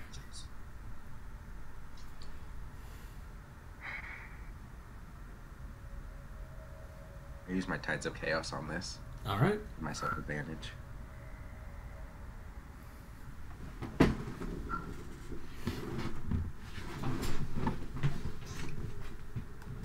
Come on. Big money, no whammies. 22. All right. Make a persuasion check. Just a straight one. I was going to have a disadvantage at first, but just make a straight persuasion check. Can I do deception? Oh, sorry. I'm sorry. I meant deception. I meant deception, not persuasion. Sorry. That's a plus 14. That's what I'm good at. Just straight deception. I'm good at lying. 16. This will determine some stuff here. And spend another 2 sorcery points to bend. Just get that a little bit higher. All right. Boom. Click it. 19. As you say this, this voice kind of echoes in your head, and it goes, "This too is a trial of the Grail." And it brings the sickles around forward and prepares to attack you once again. Cool. Then, as my bonus action, because I still have that,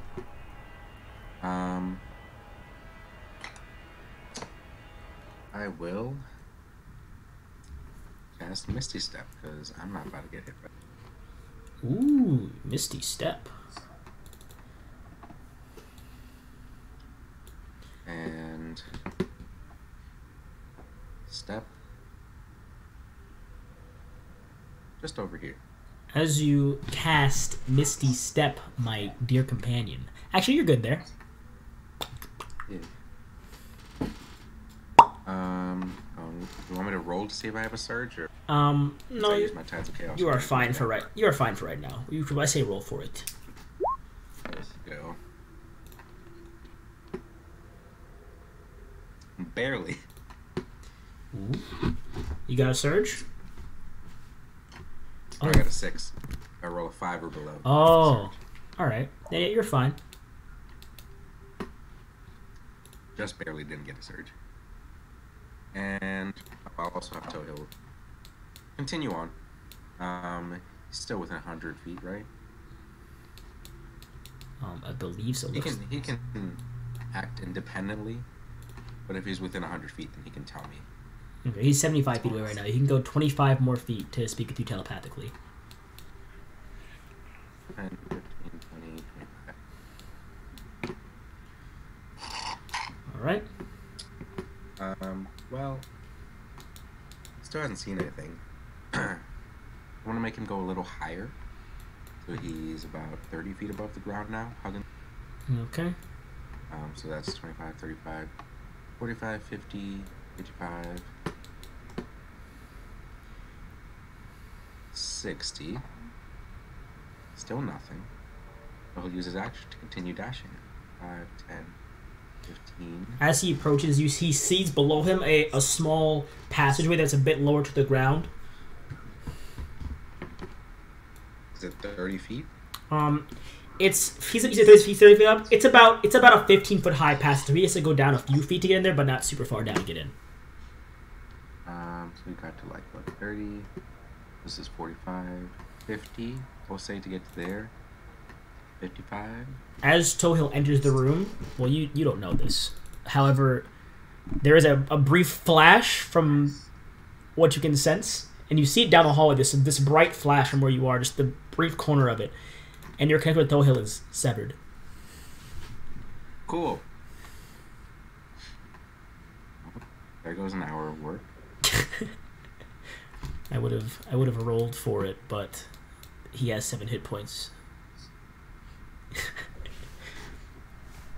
I mean, he couldn't see that much, so.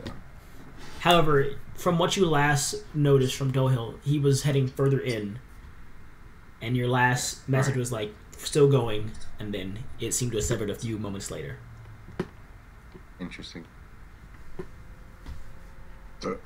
Well, they killed my snake again. Who's gonna die now? They killed my snake again. Who's gonna die now?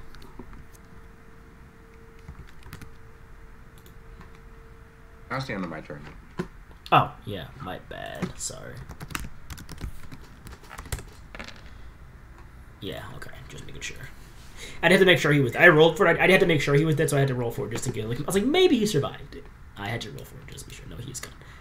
Ending that. Froggy Romo, you are up. There's currently one of the creatures directly in front of you, and there is another one of the spectral ones that is a few feet behind you.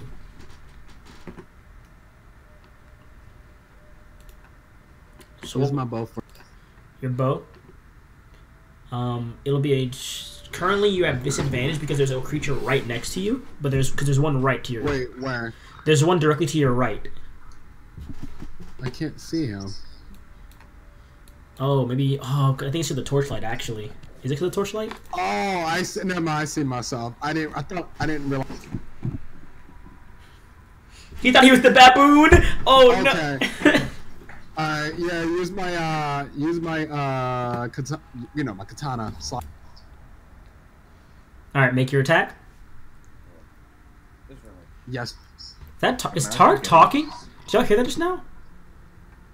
No, I didn't hear it. I swear. No, He is. Hang on. Echoing through his... Is it? Yes. Oh, I was like, is this nigga sleep talking? It's crazy. All right, continue. Sorry, you were saying? Make your first attack. Sorry. Yes, do that for me. Let me pull up the sheet for Froggy Romo. Froggy Romo Krogsuki. Imagine getting stabbed by a frog on on an ape. A frog on an ape. Jesus Christ. Yeah, that hits. As he swing raises his blade around, it kind of... sure hope it does. It cuts its arms off and it kind of topples onto the ground. You still have 2 more attacks and there's one creature behind you currently. The shadow thing.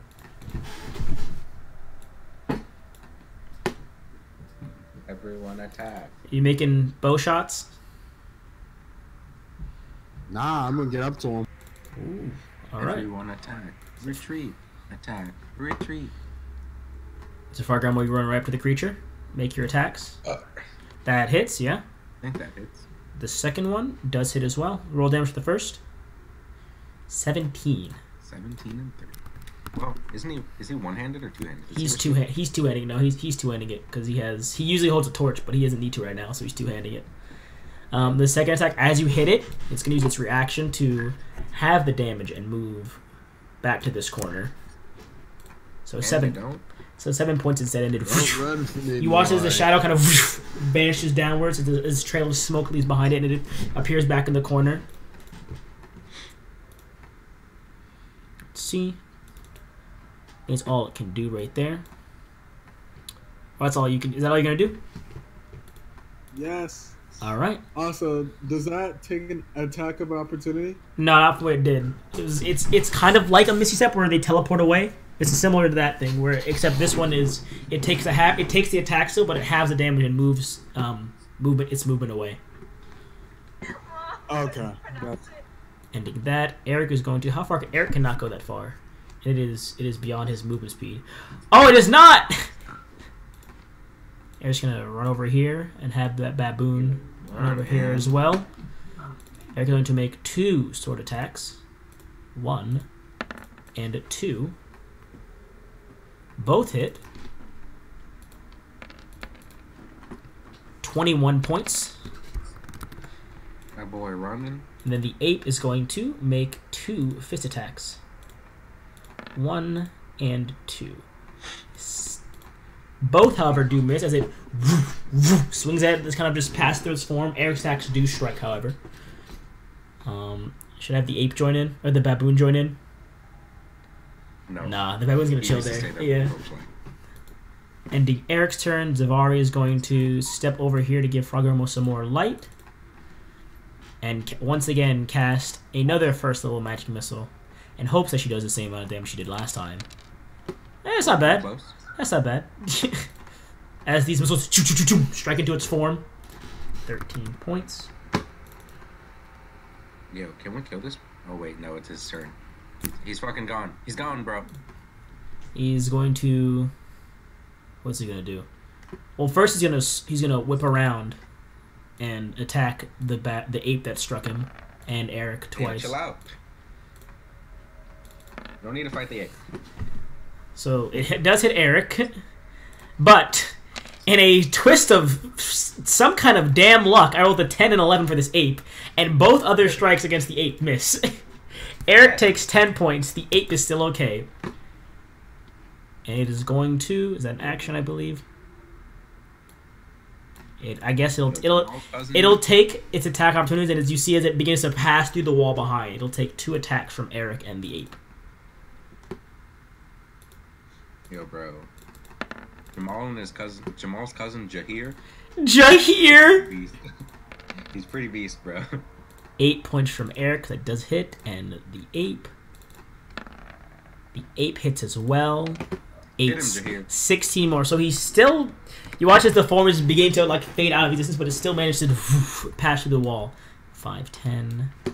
So I'm going to go 15. That's 25, 30, 35, 40. Alright, ending that one's turn. It is now Grimm's turn.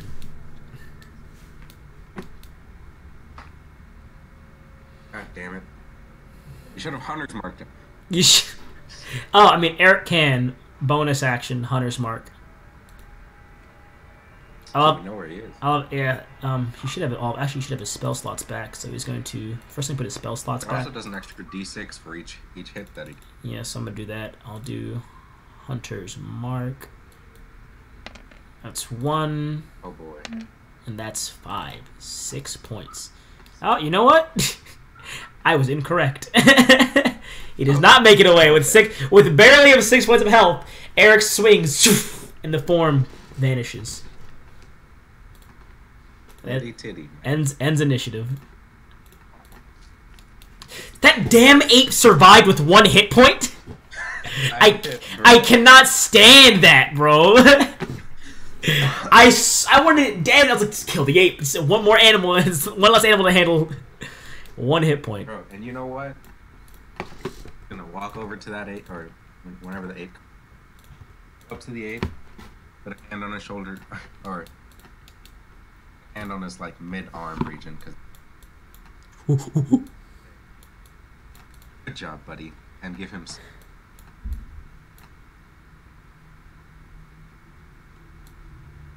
Oh my god, I'm so upset that ape survived that.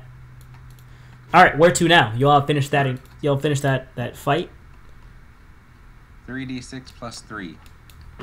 Ooh, baby. Let me roll it for you. You rolling it? Oh, you rolling it? So if he heals 3d6, he gets 3 temporary rage. Bro, he's basically almost at full health again. So where would y'all care to head to now? Hold on. Give me a sec.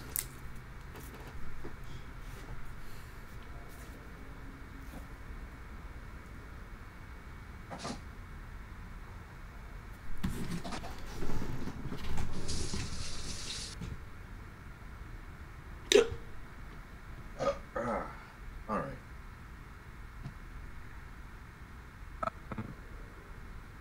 I will tell the rest of the group. While we were fighting, I had Tohil scout out around the area. He traveled north through this passage and far to the west. And at some point along the way, I lost my connection with him. So, whatever is that way, I have a feeling it won't be that great. So perhaps we should continue on to the east first. Let's explore this area before we head over to where Tohil was unfortunately destroyed. Heading into the room directly to your right, it appears to be empty, another empty chamber with a small cubby like a small cubby room in the back that is just left open, and you see more of this disturbed silt and sand and dust that lead with it leading out towards your area once again. Is there anything in that cubby hole? Does not appear. There appears to be small, like like you can barely make it out, but there are small, like centuries old dried blood in the cracks of the stonework there. And you see just faintly a glimmer of a small broken shard of metal. Looks fairly similar to like old rusted sword metal in there.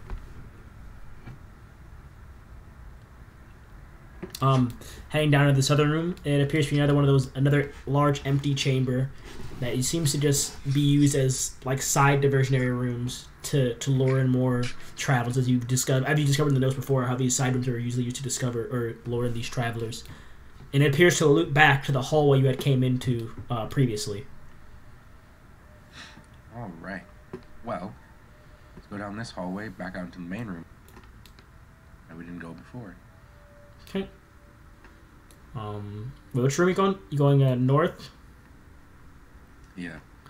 All right. So back in the main room, and you all head into. I'll flip the arrangement around real quick. Head into here. Let's move this. Down this way. There we go. Heading inwards down the hallway, you see a small connector hall that you can probably perceive most likely leads back to the main chamber where you had first found these side rooms. There are a collection of smaller side doors that appear to be empty and with disturbed sand and dust as well in that area. Along with another large one that appears to has the same similar thing, as you see a larger number of footsteps in this room that had left out into the main room. Probably the ones that Eric and Fargo might have fought previously. And as you venture down the hallway of where Tohill made his way, you make it to this doorway here, and you can see it was somewhere around here. And as you enter the room, you see a body in the far back corner of the room.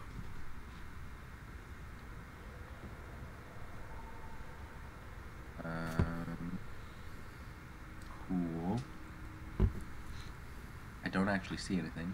Oh, you don't? I see it now. Oh. Who wants to go check it out?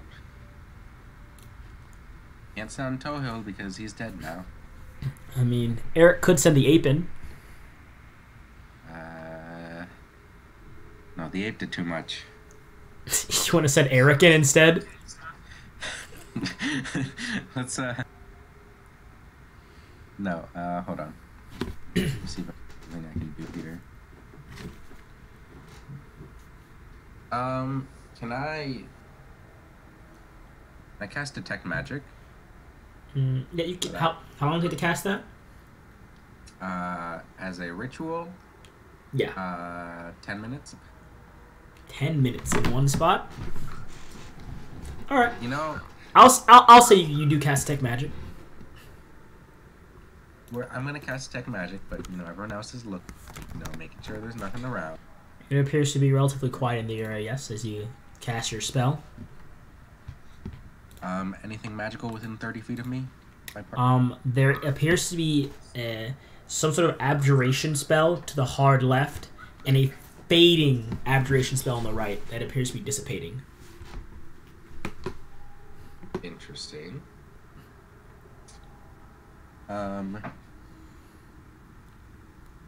Grim, why don't you take care of whatever this magic is to our left and cast Dispel Magic. As he does that, or as Grim, I guess, moves up to, or does he have to move to do it, or is it like within range he does it? One creature, object, or magical effect within range. Any spell 3rd level or lower, and if it's 4th level or higher, using the spellcaster ability, DC equals 10 plus the spell's level. 10 plus. We'll just do it at 3rd level. So 3rd level. If it was higher level, then it would automatically cancel whatever. Does he need to roll for it, or? 1 second here.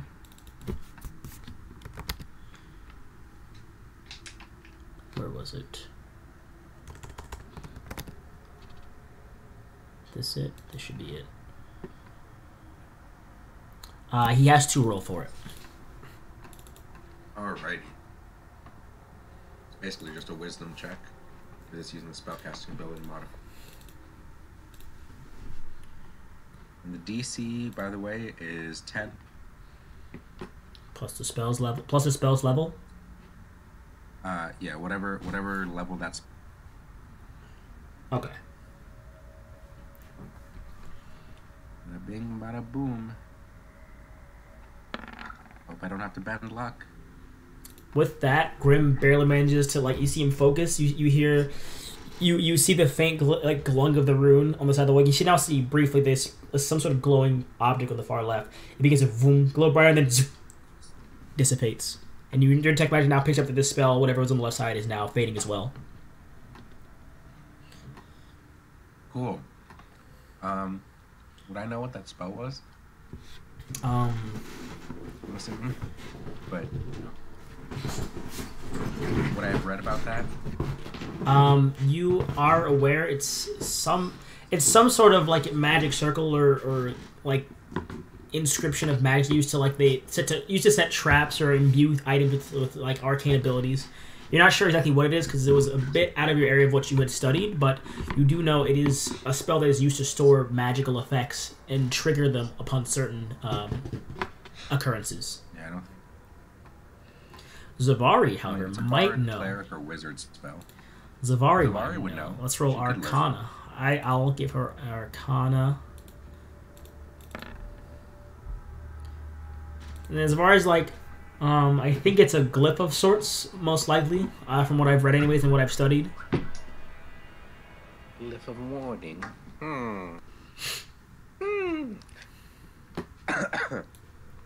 Well.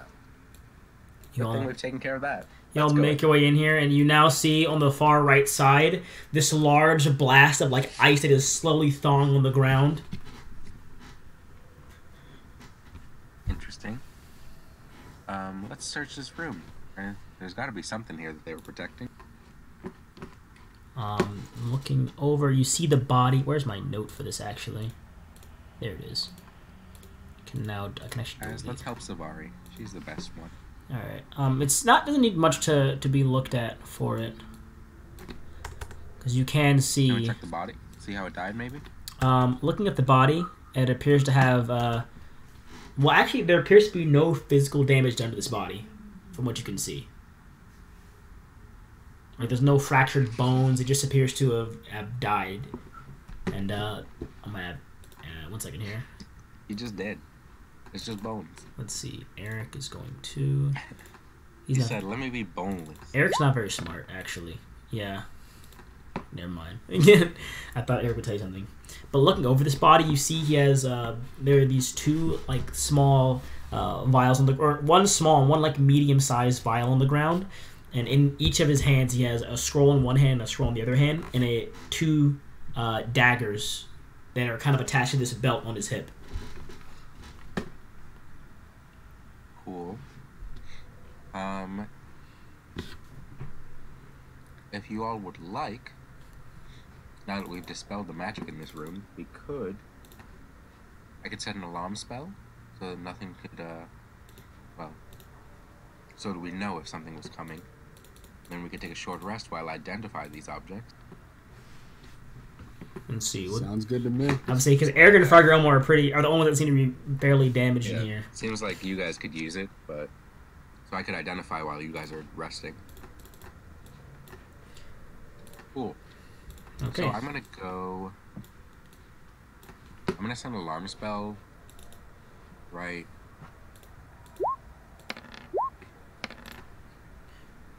up here, 60 feet ahead of us. Because I know they can move 50 feet in a turn, so we have to dash to get here before we notice. +4, so I'm gonna set one alarm there, and then another one around this room. +16. I don't even need to do it around this room. We're not sleeping; we're just short resting. And also, anything triggered on my other alarm, Winston? Nothing is triggered back there now. Plus right, another cool. 18 for Eric. I guess we'll do that a little later. So 18. I'll remind myself 18, 27. And yeah, then I'll spend the rest of my time casting Identify on all these Okay. objects. One moment here. Well, okay. I'll say first I'll do Detect Magic to see which ones are worth identifying, and then identify the magical ones.